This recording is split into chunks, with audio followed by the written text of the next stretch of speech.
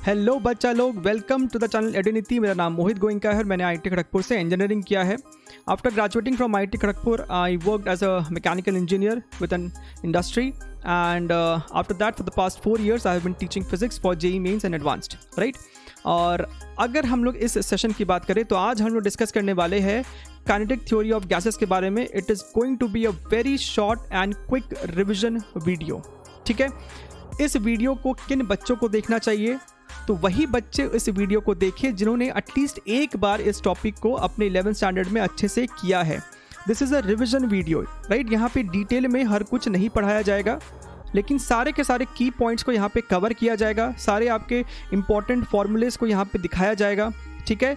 और आपको एग्जाम्पल भी दिखाया जाएगा। फॉर एग्जाम्पल कि एक कॉन्सेप्ट से रिलेटेड किस ईयर में आपसे सवाल पूछा गया था, कैसा सवाल पूछा गया था, वो सारे एग्जाम्पल भी यहाँ पे आपको दिखाए जाएंगे। और सारे ही उन PYQs का सॉल्यूशंस इसी चैनल पे अपलोडेड भी है। सबका लिंक आपको डिटेल में नीचे सब मिल जाएगा, ठीक है। और जहाँ तक बात रहा कि इस सेशन का PDF का नोट्स, तो इस सेशन के PDF का नोट्स आपको इसके लिंक में भी मिलेगा, डिस्क्रिप्शन बॉक्स में भी आपको इसका लिंक मिल जाएगा। एट द सेम टाइम हमारे टेलीग्राम चैनल पे भी मिलेगा जिसका नाम है एडुनिटी फॉर फिजिक्स, उसका भी लिंक नीचे है, ठीक है। हम लोग इस सेशन में सीक्वेंस वाइज टॉपिक्स को कवर करेंगे। फॉर एग्जांपल सबसे पहले आपका पोस्टुलेट आएगा, फिर Boyle's law, Charles law, then partial pressures, फिर आपका Maxwell distribution curve, degree of freedom हो गया आपका, mean free time, mean free path. ये सारे टॉपिक्स को हम लोग कवर करेंगे। इस टॉपिक में हम लोग इस सेशन में हम लोग CPCV को कवर नहीं करेंगे, वो हम लोग थर्मोडायनेमिक्स लेंगे, वहाँ पे ज़्यादा उसका रेलेवेंस और इंपॉर्टेंस है, ठीक है। तो चलिए स्टार्ट करते सेशन को।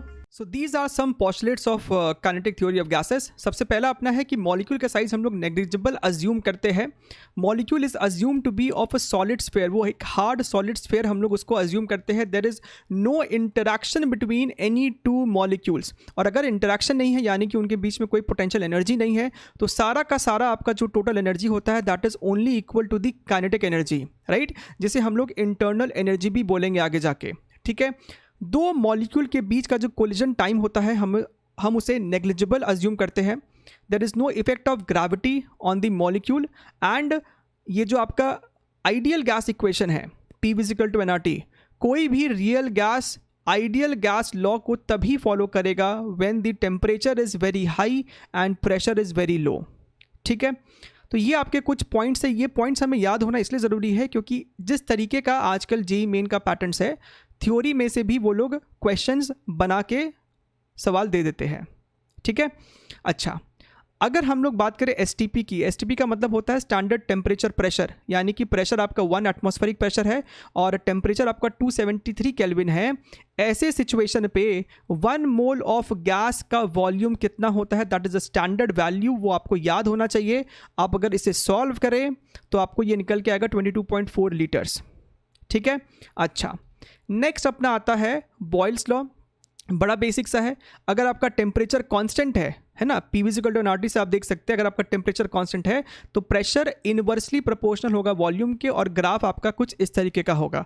और वहीं हम अगर चार्ल्स लॉ की बात करें, वहाँ पे आपका प्रेशर कांस्टेंट होता है तो वॉल्यूम टेम्परेचर के डायरेक्टली प्रोपोर्शनल होता है। यहाँ पे छोटी सी बारीक बात क्या है, that temperature is absolute temperature, यानी कि temperature is in Kelvin's, right. आप इस तरीके से ग्राफ बनाएंगे, इसको जब पीछे एक्सटेंड करेंगे तो ये आपको ओरिजिन पे आके मिलेगा, ये आपको ओरिजिन पे आके मिलेगा। लेकिन यही अगर हम लोग सेल्सियस के साथ ग्राफ बनाए, यानी कि टेम्परेचर को अगर हम लोग सेल्सियस में रखें तो ग्राफ कुछ इस तरीके का दिखाई देगा। ये आपको पता होना चाहिए। क्या पता आपके सवाल में 4 ऑप्शन दे दे और आपको एक सही ऑप्शन टिक करना हो, ठीक है।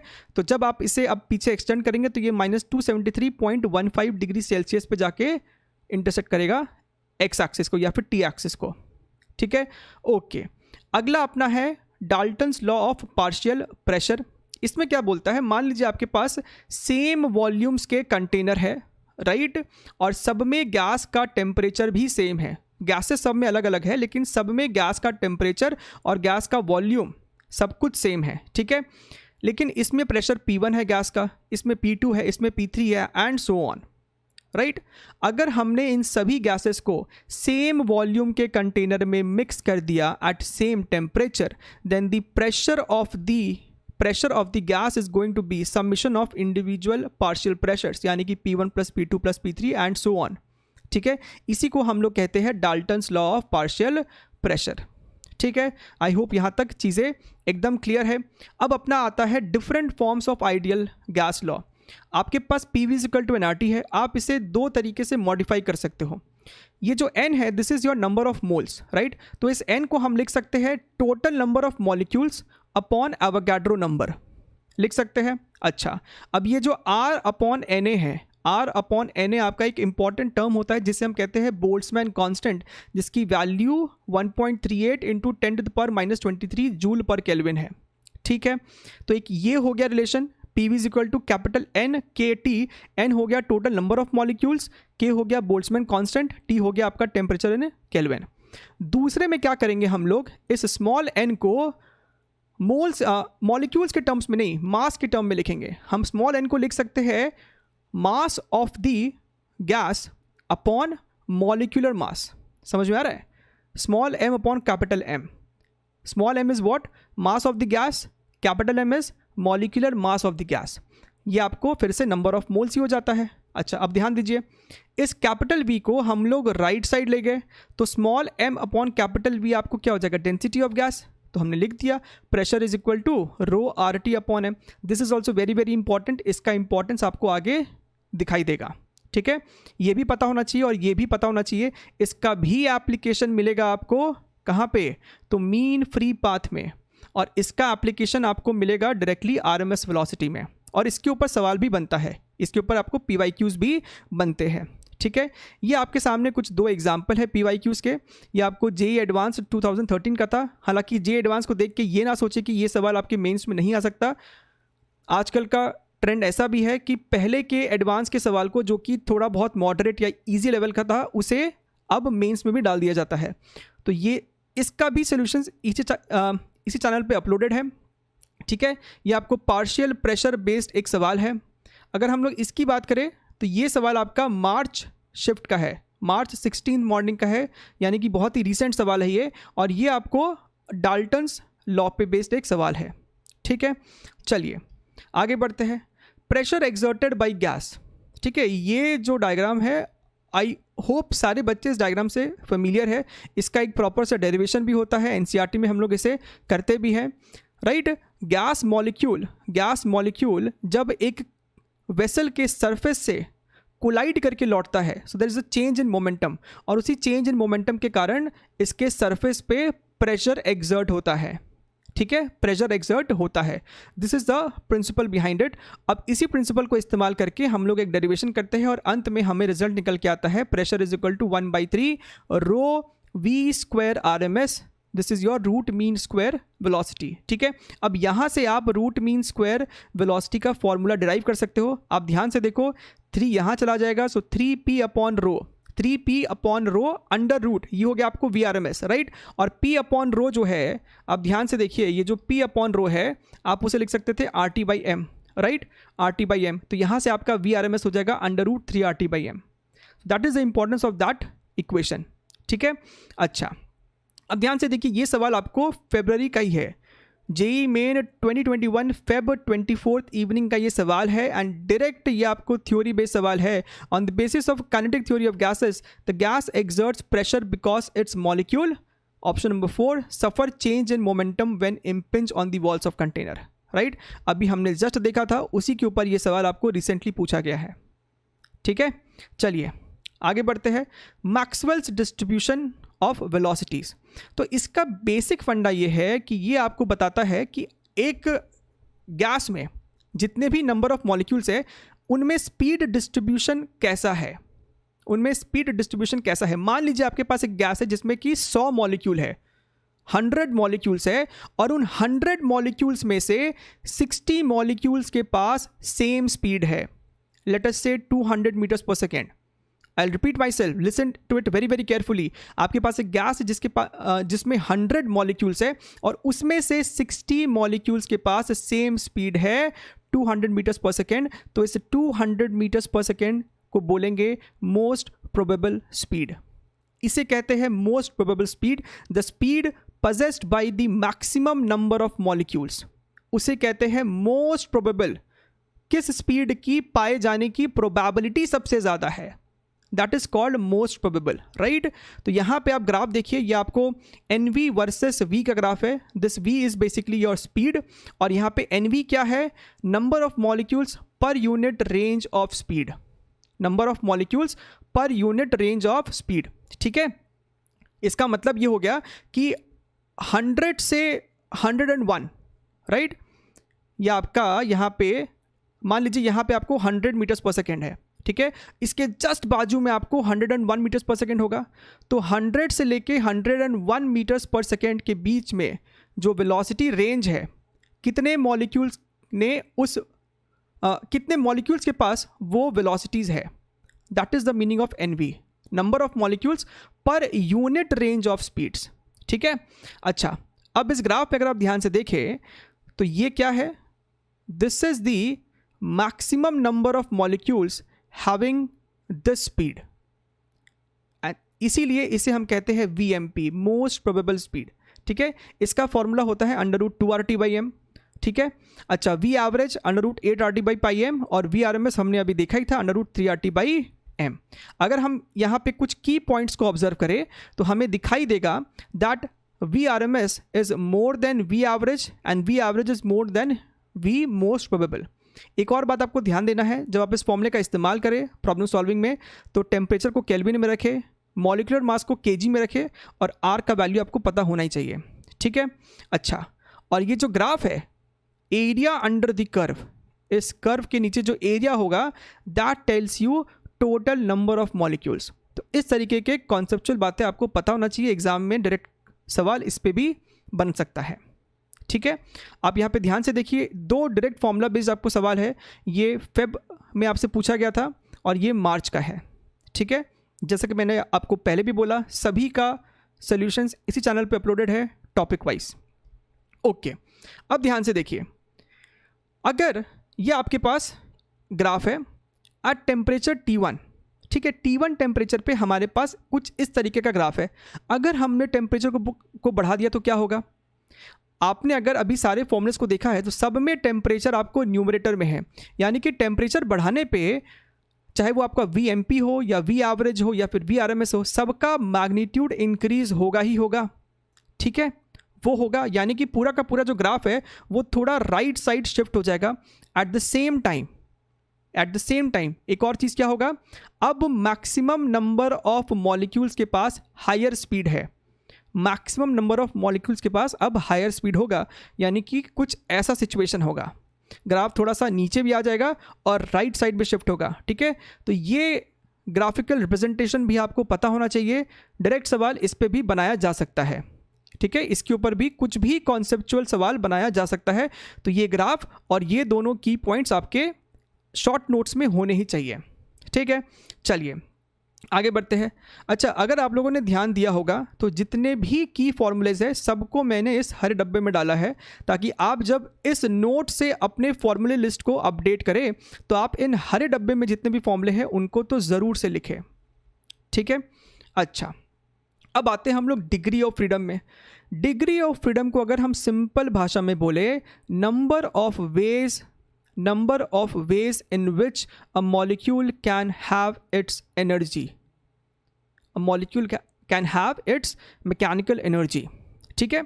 तो किन किन तरीके से वो एनर्जी को रख सकता है, वाइब्रेशनल एनर्जी, ठीक है, देन ट्रांसलेशनल काइनेटिक एनर्जी, और तीसरा हो सकता है रोटेशनल काइनेटिक एनर्जी, राइट। अच्छा, अब वाइब्रेशनल में भी 2 तरीके का होगा, one is kinetic energy and one is potential energy. अगर आप एक स्प्रिंग की बात करें, स्प्रिंग से हम लोग ज़्यादा रिलेट कर पाते हैं, तो वहाँ पे आपके पास पार्टिकल का हाफ mv² भी होता है और स्प्रिंग का हाफ kx² भी लेना पड़ता है, राइट। तो एक वाइब्रेशनल मोड जो होता है वो 2 डिग्री ऑफ फ्रीडम कंट्रीब्यूट करता है, और ये इंफॉर्मेशन इस बार के जेई मेंस के मार्च अटेम्प्ट में इसका इंपॉर्टेंस बहुत देखा गया, राइट। वहाँ पे डायरेक्टली हमसे CP/CV का रेशियो पूछा गया था, जहाँ पे इस वाइब्रेशनल मोड का बहुत बड़ा इंपॉर्टेंस था, ठीक है। अच्छा, और जनरली वाइब्रेशनल मोड जो होता है वो हायर टेम्परेचर पे एग्जिस्ट करता है। Why at higher temperature? At higher temperature जो बॉन्ड होता है that becomes flexible and it behaves like a spring, that's the only reason, right. अच्छा, दूसरा अपना हो जाएगा ट्रांसलेशनल, राइट। ट्रांसलेशन का मतलब है कि आपका जो पार्टिकल है वो हाफ mvx² एनर्जी हो सकता है, हाफ mvy² या फिर हाफ mvz²। तो ट्रांसलेशनल में 3 पॉसिबिलिटीज़ हैं, तो 3 डिग्री ऑफ फ्रीडम हो सकता है ड्यू टू ट्रांसलेशनल।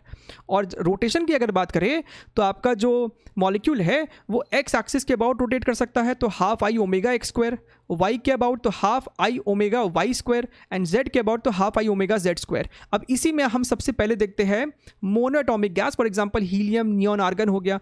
तो यहाँ पे हम लोग क्या करते हैं, in the case of monoatomic यहाँ पे हम लोग एक point size solid sphere atom को अज्यूम कर लेते हैं, ठीक है।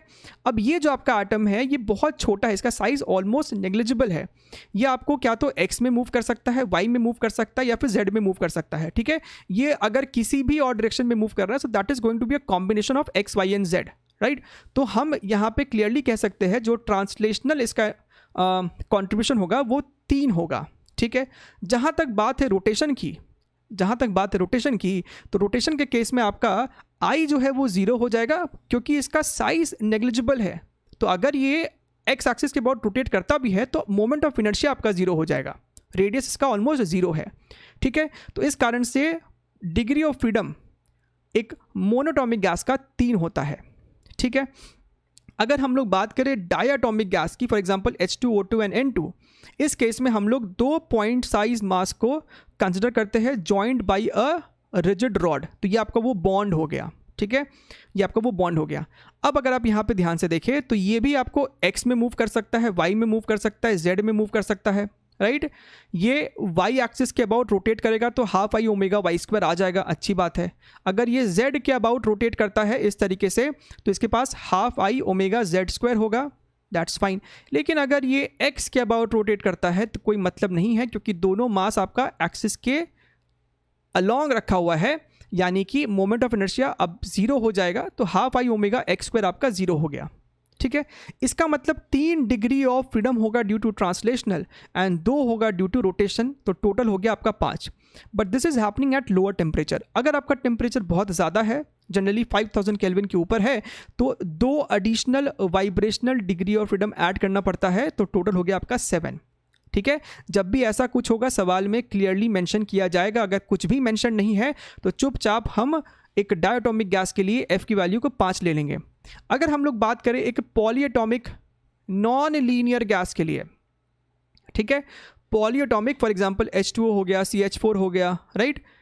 नॉन लीनियर गैस के लिए हम यहाँ पे नॉन लीनियर वर्ड को क्यों एम्फसाइज कर रहे हैं, क्योंकि अगर लीनियर पॉलीएटॉमिक की बात करो, फॉर एग्जांपल CO2 जो होता है वो आपको लीनियर होता है, C double bond O, right.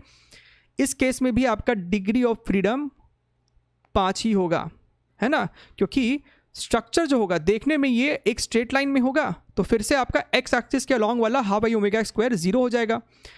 लेकिन अगर वो नॉन लीनियर है, फॉर एग्जांपल ये आपके सामने एक स्ट्रक्चर बना है, this is almost looking like a CH4 structure, right. तो यहाँ पे आपको x में भी होगा, y में भी होगा, z में भी होगा, रोटेशन में भी omega x, omega y, omega z, सबके अलॉन्ग आपको ये डिग्री ऑफ फ्रीडम कंट्रीब्यूशन होगा। तो टोटल आपका f की वैल्यू हो जाएगी इस केस में 6, ठीक है। और अगर इसमें कुछ वाइब्रेशनल होगा तो सवाल आपको क्लियरली मेंशन करेगा, तभी हम लोग उसको यूज़ भी करेंगे, अदरवाइज हम लोग चुपचाप यहाँ पे f की वैल्यू को 6 पकड़ लेंगे, ठीक है। अच्छा, अब अपना आता है इक्वी पार्टीशन ऑफ एनर्जी। तो ये बड़ा ही एक सिंपल सा लॉ है। लॉ आपको ये बोलता है कि एक मॉलिक्यूल के एवरी डिग्री ऑफ फ्रीडम को, ध्यान से सुनिएगा, एक मॉलिक्यूल के एवरी डिग्री ऑफ फ्रीडम को हाफ kT/2 एनर्जी मिलता है। एक मॉलिक्यूल के एवरी डिग्री ऑफ फ्रीडम को kT/2 एनर्जी मिलता है। तो ये पर मॉलिक्यूल की बात की जा रही है। अगर हम लोग पर मोल की बात करें तो यानी कि kT/2 को आपको एवोगाड्रो नंबर से मल्टीप्लाई करना होगा, and Boltzmann constant into Avogadro number is nothing but your gas constant capital R। तो पर मोल की अगर हम लोग बात करें तो every degree of freedom for 1 mole of gas is RT/2 energy. ठीक है, तो ये आपको कहानी हुआ, RT/2 आपको एनर्जी हुआ 1 डिग्री ऑफ फ्रीडम को, एंड दैट टू फॉर पर मोल। ठीक है, अगर वही हम लोग बात करें implies if 1 mole of gas has F degree of freedom, तब कितना एनर्जी हो जाएगा FRT/2। ये आपको 1 डिग्री ऑफ फ्रीडम के लिए है, तो F डिग्री ऑफ फ्रीडम के लिए F से मल्टीप्लाई कर देंगे, and this is your what internal energy right now. Right, जो भी एनर्जी होगा वो आपका इंटरनल एनर्जी है, पोटेंशियल तो कुछ है ही नहीं वहाँ पे। अच्छा, ये आपको 1 मोल के लिए है, तो अगर हम एक जनरलाइज फॉर्मूला बनाएं that is for n mole of gas, this U is nothing but your FnRT/2, and this is a very very crucial important formula. ये फॉर्मूला यहाँ पे भी चाहिए, और अपने को थर्मोडायनेमिक्स में तो ये फॉर्मूला चाहिए ही चाहिए। इंटरनल एनर्जी का फॉर्मूला होता है FnRT/2, T is temperature in kelvin, R is gas constant, N is your number of moles, F is the degree of freedom, 2 तो आपका 2 है। This is the total kinetic energy of the gas. ठीक है, अच्छा अब देखिए आपके सामने ये सवाल, देखिए ये सवाल इतना इजी सवाल है, आपको मार्च में पूछा गया है। अभी हमने जस्ट देखा ना kT/2, तो यही option number 1, what is the energy possessed bye every degree of freedom. ठीक है, और उसी कॉन्सेप्ट पे बेस्ड यहाँ पे एक और सवाल है, इसे भी हम आसानी से सॉल्व कर सकते हैं। ये भी आपका सवाल फेब अटेम्प्ट का है। राइट, तो मैंने कोशिश किया है कि वो सारे एग्जाम्पल्स को दिखाया जाए जो आपके रिसेंट अभी अभी पूछे गए हैं। अच्छा, again very important formula, mixing of gases. Right, suppose हमने गैसेस को मिक्स किया है एट सेम टेम्परेचर, तो हमें इस F मिक्सचर का फॉर्मूला आना चाहिए। What is the equivalent degree of freedom? What is the equivalent degree of freedom of the gaseous mixture? That is given by N1 F1 plus N2 F2 and so on upon total number of moles. ठीक है, इसे derive भी किया जा सकता है कि अगर टेम्परेचर आपका सेम है तो total initial energy is equal to total final energy, और वहाँ से हम इसको आसानी से सॉल्व कर सकते हैं। ठीक है, बट एट सेम टेम्परेचर। तभी अगर हमने गैसेस को मिक्स किया है, अगर हमने गैसेस को मिक्स किया है at constant volume and the container is insulated, उस केस में देखिए final temperature of the gaseous mixture, आपने अलग अलग टेम्परेचर वाले गैसेस को मिक्स कर दिया है, आपने अलग अलग टेम्परेचर वाले गैसेस को मिक्स किया है in a vessel of constant volume and it is also thermally insulated, यानी कि एनर्जी बाहर जा नहीं सकता और बाहर की एनर्जी अंदर आ नहीं सकती।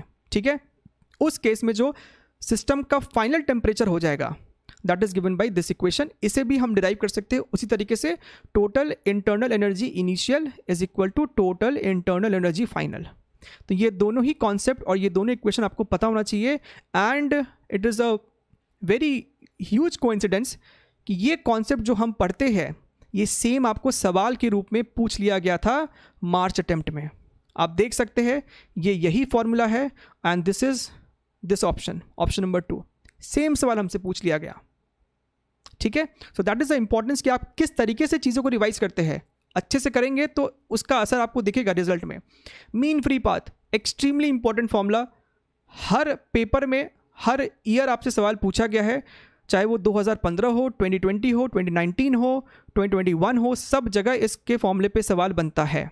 ठीक है, तो मीन फ्री पाथ आपको होता क्या है, that is the free path travel by the molecule between 2 successive collision, है ना। मॉलिक्यूल एक बार टकराया, वो शांति से चला, फिर दोबारा टकराया, तो जब वो शांति से चला था वो लेंथ कितना था, that is called the mean free path. That is given by 1/√2 pi D square N. यहाँ पे पाई कांस्टेंट है, डी आपका डायमीटर ऑफ मॉलिक्यूल है, और एन आपका यहाँ पे नंबर ऑफ मोल्स नहीं है, don't get confuse, it is number of molecules per unit volume.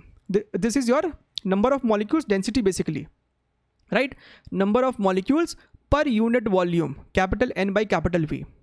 अब हमें इस फॉर्मूले को अलग तरीके से मैनिपुलेट करना आना चाहिए, क्योंकि उन पे भी सवाल बनता है, राइट। ये जो स्मॉल एन होता है हम उसे प्रेशर और टेम्परेचर के टर्म्स में लिख सकते हैं, और अब यहीं पे आपका काम आएगा जो शुरुआत में मैंने आपको बताया था, different ways of writing ideal gas equation.